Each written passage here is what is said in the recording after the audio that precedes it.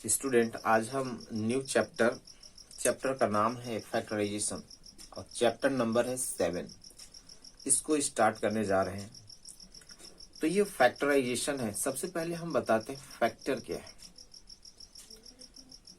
तो ऐसे नंबर जिससे हम किसी नंबर में डिवाइड करते हैं तो उसमें कंप्लीट डिवाइड हो जाता है, तब हम बोलते हैं कि ये फैक्टर है। जैसे 10 है, 10 में 2 से डिवाइड करेंगे तो 2 से कंप्लीट डिवाइड हो गया, तब हम बोलेंगे कि 2 10 का फैक्टर है। राइट। तो ये तो नंबर की बात हुआ।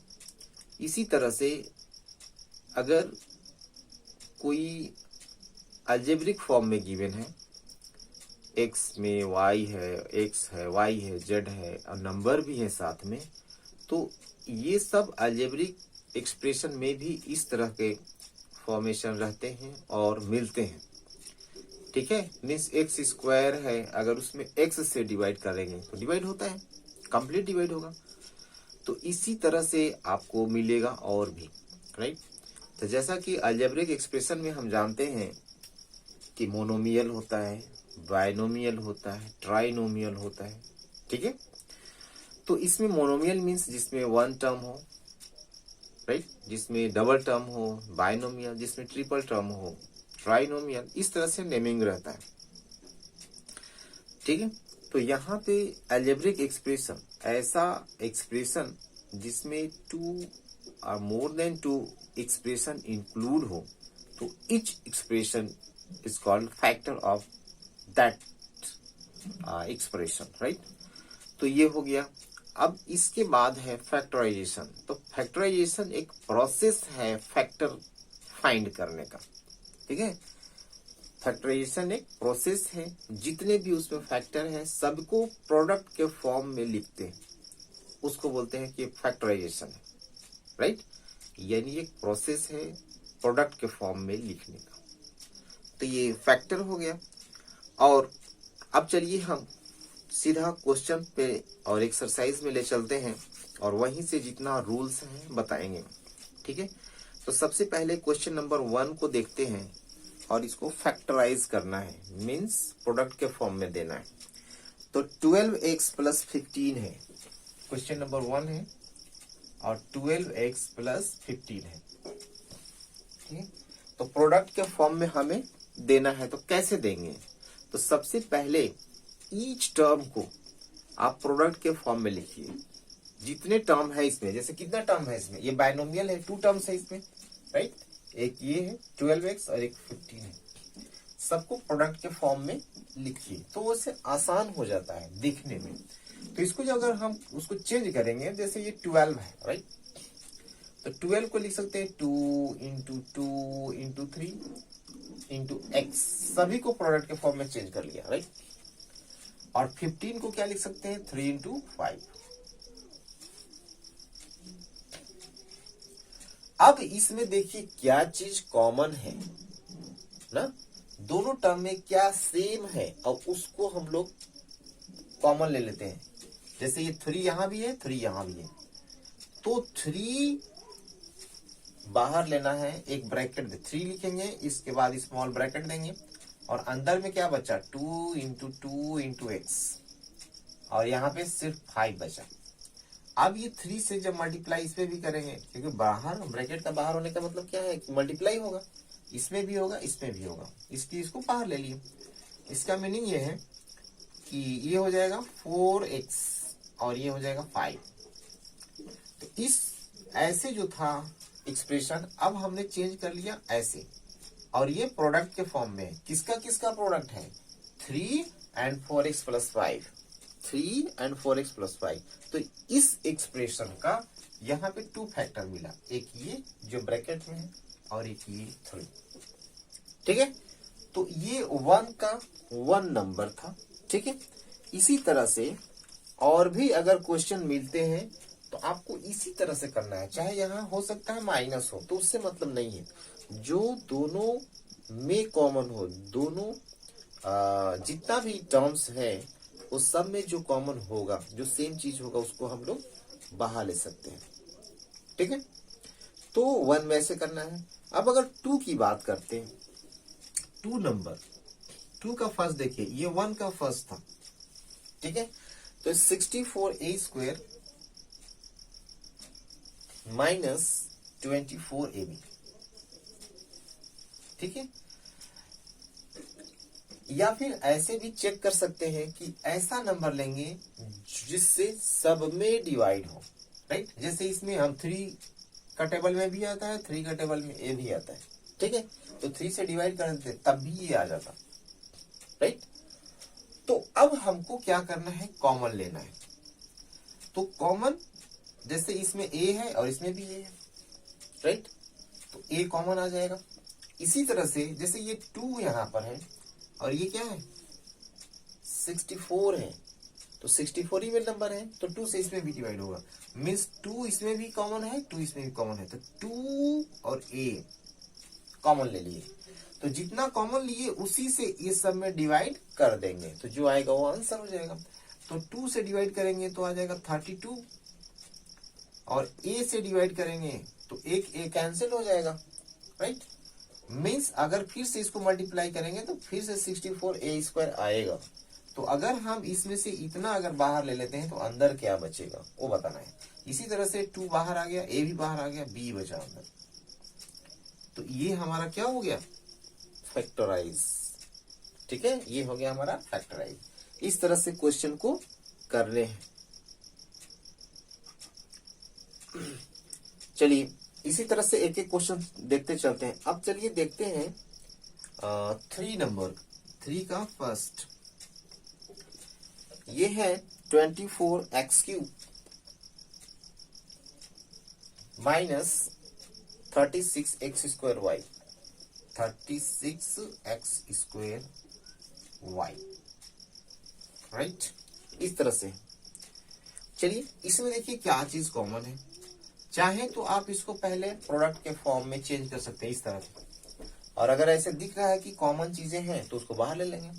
तो देखिए इसमें x² तो कॉमन है, परफेक्ट। अच्छा ये जो 36 है और ये 24 है, इसमें किस नंबर से डिवाइड कर सकते हैं, ठीक है। तो वो सोचना है, या दोनों का HCF फाइंड कर लेंगे, 36 का और 24 का HCF निकाल लेंगे, ठीक है।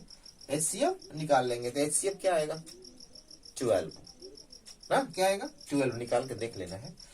तो पहले तो x भी कॉमन है, मीन्स x², और दोनों का LCM क्या आएगा 12 आएगा। तो 12 और x² दोनों कॉमन है, मीन्स 12 से भी डिवाइड होगा, 12 से भी, 2 से भी डिवाइड होगा, 6 से भी डिवाइड होगा, 4 से भी डिवाइड होगा। मैक्सिमम किस नंबर से डिवाइड होगा 12 से डिवाइड होगा। तो कैसे समझेंगे, HCF निकाल लेंगे दोनों नंबर का, ठीक है। तो 12x² जब कॉमन लिए तो अब यहाँ क्या बचेगा 12 2 जा, फिर x² तो बाहर आ गया तो x अंदर हो गया, 12 3 जा, x² बाहर है, y अंदर, राइट। तो इस फॉर्मेट में ऐसे लाना है। तो कैसे ला लेंगे, तो आप पहले प्रोडक्ट के फॉर्म में चाहे तो चेंज कर लेंगे, और इसके बाद कॉमन ले लेंगे, या आपको जो दिख रहा है उसको बाहर ले सकते हैं, ठीक है। तो इस तरह से क्वेश्चन को सॉल्व करने हैं, ठीक है। तो चलिए अब हम कुछ डिफरेंट क्वेश्चन सॉल्व करते हैं, ठीक है। जैसे क्वेश्चन 4 नंबर में देखिए, अभी तक हमने जितना भी बताया बायनोमियल था, क्या था बायनोमियल था। अब जो है ट्राइनोमियल मिलेगा। क्वेश्चन नंबर 4 देखिए, first 9x³ minus 6x² plus 12x, 6x² plus 12x, right, okay, ठीक है। जो चीज इसमें कॉमन है उसको हम लोग क्या करेंगे, बाहर ले लेंगे। तो 9x³ 6x² और ये देखिए इसमें कॉमन क्या है, देखिए सब में x है, 9 6 और 12 भी है, तो इसमें किस नंबर से डिवाइड होगा, राइट। सबका चाहे तो HCF निकाल लेंगे। तो सबसे पहले काम कि x सब में कॉमन है, पहला काम तो x कॉमन ले लेंगे। दूसरा 3 से इसमें भी डिवाइड होगा, इसमें भी डिवाइड होगा, इसमें भी डिवाइड होगा। इसका मीनिंग 3 सब में कॉमन ले सकते हैं। अंदर क्या बचेगा, 3 3 जा 9 एक्स स्क्वायर, ठीक है, एक्स तो बाहर आ गया, एक्स स्क्वायर बचा।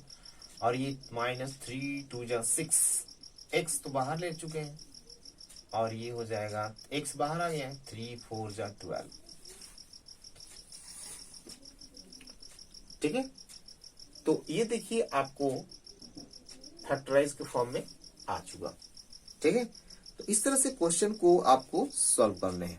अब देखिए कि क्या चीज उसमें कॉमन है, किस नंबर से डिवाइड होगा। अगर एक बार डिवाइड कर लिए, सपोज करिए कि जैसे यहाँ था कि 2 हम कॉमन लेते, 2 से डिवाइड कर देते सब में, राइट। तो 2 आता, फिर देखते कि फिर हमको 2 दिख रहा है तो फिर 2 लेंगे, फिर दिखेगा कि फिर 3 दिख रहा है तो फिर 3 कॉमन ले सकते हैं, ठीक है। अगर एट ए टाइम नहीं आता है समझ में तो। इसी तरह से क्वेश्चन को आगे देखते हैं। जैसे क्वेश्चन नंबर अगर 5 है तो इसमें भी आपको 3 टर्म्स है, और इस 3 टर्म्स में भी जैसे मैंने 4 में बताया ऐसे ही इसमें करना है। हाँ, हो सकता है कि ये असेंडिंग डिसेंडिंग ऑर्डर में इसका जो वेरिएबल है उसके पावर हो सकते हैं, ठीक है, बट कॉमन वैसे ही लेना है, ठीक है। इसी तरह से अगर क्वेश्चन नंबर 6 देखते हैं, 6 का अगर फर्स्ट देखिए तो ये है x इंटू एक्स प्लस 3, इसके बाद है +5 x प्लस 3। तो हमको देखना क्या है, इसमें टर्म्स में जो कॉमन चीज होते हैं वो चीज को देखना रहता है हम लोगों को, है ना, फैक्टराइज करने के लिए। तो इसमें कॉमन क्या है, देखिए यहाँ भी x प्लस 3 है और यहाँ भी x प्लस 3 है, और भी किस फॉर्मेट में है, प्रोडक्ट के फॉर्म में है। तो सबसे पहले इन दोनों को हम बाहर लेते हैं, x प्लस 3 को। जब यहाँ इस टर्म से x प्लस 3 को जब हम निकालेंगे तो सिर्फ क्या बचेगा, x, और यहाँ से x प्लस 3 को बाहर लेंगे तो सिर्फ बचेगा क्या, 5। तो x प्लस 3 और x प्लस 5, ये हो गया फैक्टराइजेशन, ठीक है। इस तरह से क्वेश्चन जैसे 7 का फर्स्ट, जैसे 6 का अगर सेकंड देखिएगा तो x माइनस 4 दोनों में कॉमन है। उसी का थर्ड देखेंगे तो l माइनस n सब में कॉमन है। इसी तरह से 7 में देखिए 6a a minus 2b plus 5b a minus 2b, तो a माइनस 2b दोनों में से हम कॉमन ले लेंगे, ठीक है। तो जितना भी क्वेश्चन है इसी तरह से करना है। क्वेश्चन नंबर 8 में देखेंगे तो 2a माइनस b है, दोनों में common. 3a minus b double term है, 3a माइनस b दोनों में, 3 माइनस 5b। अगर 10 की बात करते हैं तो x plus 5 to the whole square minus 4x plus 5, तो x प्लस 5 दोनों में कॉमन है, दोनों में कॉमन ले सकते हैं। इस तरह से क्वेश्चन को आपको सॉल्व करना है। जितना क्वेश्चन है आप इसी तरह से करते जाइए। तो एक क्वेश्चन हम बताते हैं जिसमें रीग्रुप करना हो, मतलब नंबर ऑफ टर्म्स ज्यादा है उसको रीग्रुप करने की कोशिश करते हैं, ठीक है। तो चलिए हम ये क्वेश्चन नंबर हम बताते हैं, या फिर 17 देखिए। 17 जैसे है बाकी वैसे ही करना है। AR plus BR, AR plus BR plus AT plus AT plus BT, ठीक है। देखिए इतने हैं, इसमें से हमको फैक्टराइज के फॉर्म में चेंज करना है। तो अप टू जो क्वेश्चन है जैसे 16 तक ऐसे ही है, 16 तक जो क्वेश्चन है ऐसे ही है। 17 से थोड़ा फॉर्मेट चेंज किया है क्वेश्चन का, तो इसलिए 17 नंबर बताते हैं। और 17 के बाद जितना भी क्वेश्चन है जैसे इसको बताएंगे वैसे सेम फॉर्मेट में बाकी का क्वेश्चन है, ठीक है, अप टू 28। तो इसको देख लीजिए, बाकी का ऐसे ही कर लेना है। देखिए अगर हम ग्रुपिंग करना चाहते हैं, राइट, अगर ग्रुप करना चाहते हैं तो दो दो का ग्रुप बना लेते हैं, 2 2 का। जैसे इसको एक ग्रुप में डालते हैं और इसको एक ग्रुप में रखते हैं, राइट। तो इसमें अगर ग्रुप बनाते हैं तो इसमें कॉमन है क्या चीज, आर, दोनों में आर है, इसमें भी आर है, इसमें भी आर कॉमन लेंगे तो क्या बचता है ब्रैकेट में a प्लस बी। इसमें क्या कॉमन है, टी कॉमन है, AT और BT, तो टी कॉमन है तो a प्लस बी, राइट। अब देखिए पहले जैसा था वैसे आ गया ना, इसमें भी a प्लस बी, इसमें भी a प्लस बी, तो a प्लस बी दोनों में से कॉमन लेंगे तो क्या बचता है r प्लस टी, बस फैक्टराइज हो गया। ऐसे ही बाकी का जो क्वेश्चन है ऐसे ही सॉल्व करना है, ठीक है। तो जैसे दिया हुआ है 18 number x square minus a x और minus b x plus a b. तो फर्स्ट का अगर 2 लेते हैं तो उसमें x कॉमन है, x square minus a x में x कॉमन है, राइट। और minus b x plus a b में क्या कॉमन है, दोनों में b कॉमन है, तो माइनस बी कॉमन ले लेंगे, ठीक है। मीन्स ऐसा चीज कॉमन लेंगे कि दोनों टर्म में जितना टर्म्स बन रहा है उसमें सेम चीज सेम फैक्टर बनने चाहिए ताकि उसमें से हम आसानी से कॉमन लें, ठीक है। तो इस तरह से कॉमन लेना है। तो उम्मीद करते हैं कि आपको 7A का जितना भी क्वेश्चन है अब आप कर सकते हैं। और नेक्स्ट एक्सरसाइज के लिए जो आपको आइडेंटिटी दिया हुआ है, ठीक है, जैसे वो जो फॉर्मूला करके दिया हुआ है उस सारे आइडेंटिटी को याद कर लेना है ताकि आगे वाला जो एक्सरसाइज 7B होगा आसानी के साथ आपको समझ में आएगा। जितना भी आपके इसमें फॉर्मूला दिया है वो सबको याद करने की कोशिश करिए और याद करिए ताकि आसानी से आपको क्वेश्चन समझ में आए। ओके, तो फिर मिलते हैं नेक्स्ट वीडियो में। Thank you.